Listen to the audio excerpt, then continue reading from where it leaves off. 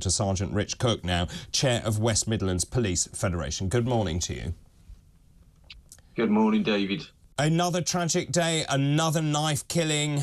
It has to stop. Peter Plexley was very firm about this. He laid the blame in a number of directions, actually, at the families. He laid it at society, but he also laid it at the police. He said the police are becoming too woke. He said it is because it is now called a police service, not a police force. It's not robust enough. It's not enforcing the law. Is that true?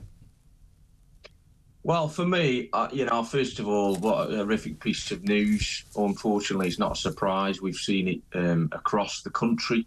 In the West Midlands, we had a young lad stabbed in Wolverhampton last week. We had a 16-year-old stabbed in Birmingham yesterday. Could very easily have been both murders. But, my heart goes out to the family. I'm a father myself. I've got a 16-year-old girl.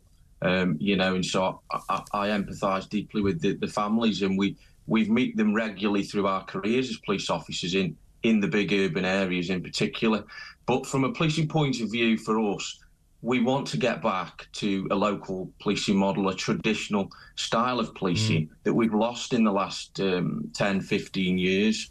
So that's one where you have local officers who know their areas, who know the people within their areas and are able to spot problems before they happen. It's intelligence-led policing. We called it neighbourhood policing in the past. That is the best, most efficient form of policing that we can give the public, but it needs a lot more investment. We've reverted to this style where we sort of come in and out of areas when there's a problem. We parachute in, parachute out in a blaze of sort of blue lights.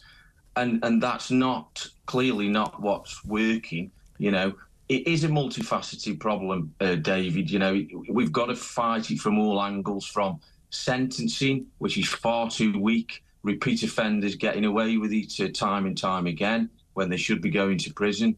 But also in terms of the causes, the youth services is a big one in terms of bridging the gap, particularly between excluded students in schools and, they're often on the route into crime. They're vulnerable. They're often carrying knives as a status symbol or as a fashion item. And of course, the thing I've campaigned this year on, and I'm a bit disappointed with the government's proposals around online sales of knives which are marketed deliberately at young people. They're coloured in vividly, they're described vividly the government's trying to ban zombie knives, which is one.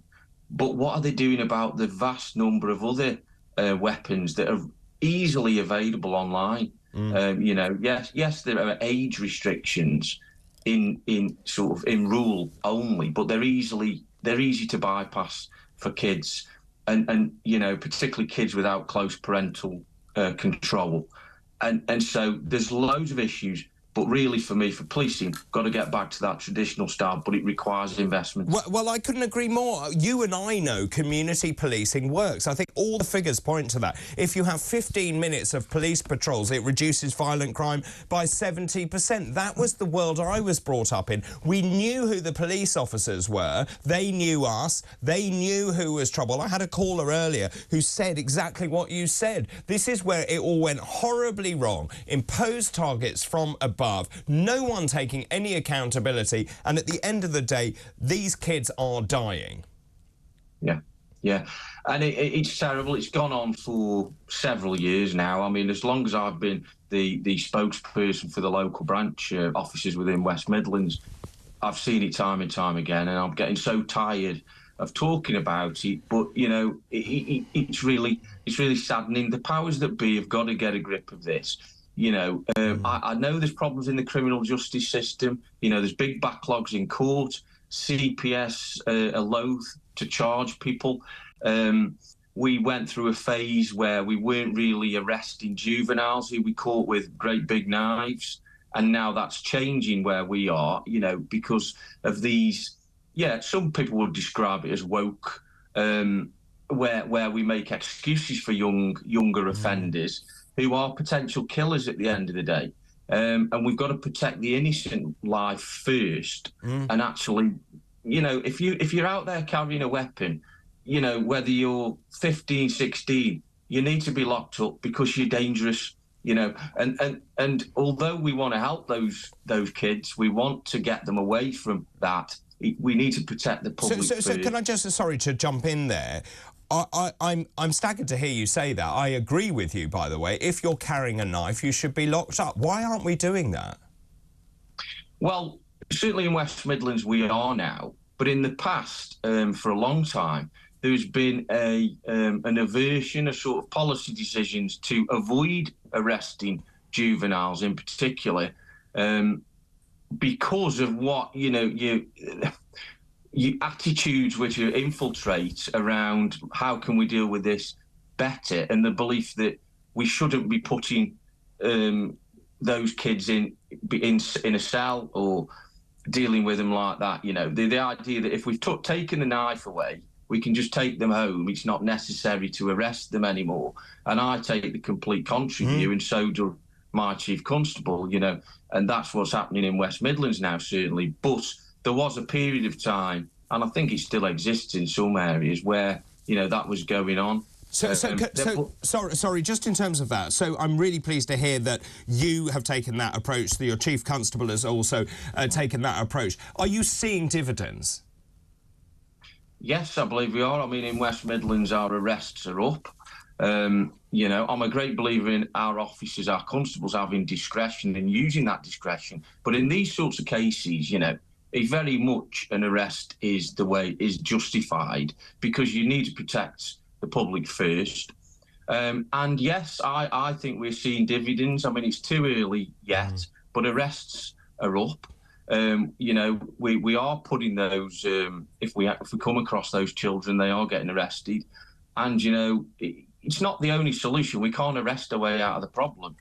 And there's got to be a pushback on the courts and the CPS, because we've still got to get the cases to court. We've got to have the willingness to charge people, and we've got to have the ability to get things to court and actually get justice and get the sentences, because the time it's taking to get things to court is ridiculous.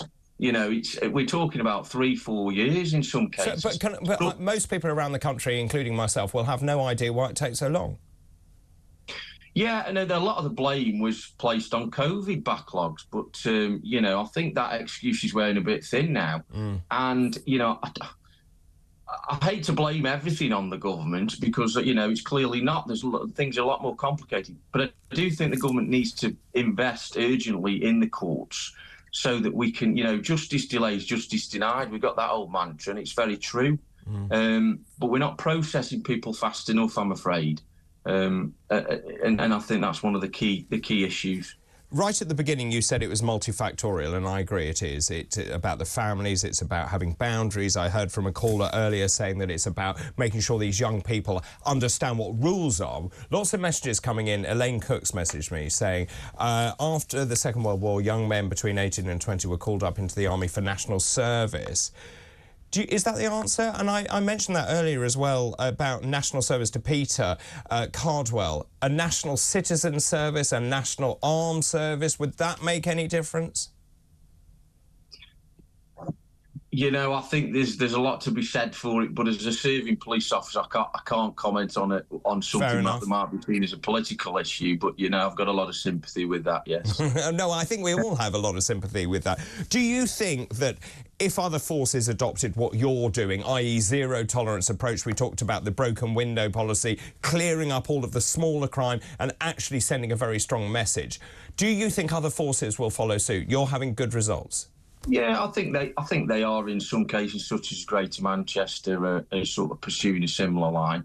And I think we will see results. We've got to get back to that common sense policing, definitely. You know, definitely austerity affected things. And there's a lot of perverse incentives, I believe, that came in, where it was about keeping stuff out of court, and perhaps the money was more of the push factor, rather than doing what's right, you know. And we also had the shutting down of a lot of local custody blocks. So officers are then thinking, you know, I've got a couple of hour round trip to get a prisoner to custody. You know, and you have those sort of things weighing on the minds when they're considering how they deal with something, you know. So, I mean, I must say the current media narrative around policing, a lot of police have lost confidence. You know, they've lost confidence in using the powers. They're worried about being over scrutinised. They're worried about the misconduct processes, which take years and years. We've got to somehow deal with, you know, the bad, but give the overwhelming majority of the good police and empower them and say that we got confidence in them. We want them to use the power. And we want them to be proactive, not sort of reactive. And that's the style of policing that, again, we need. I agree totally with you. Thank you so much for your time.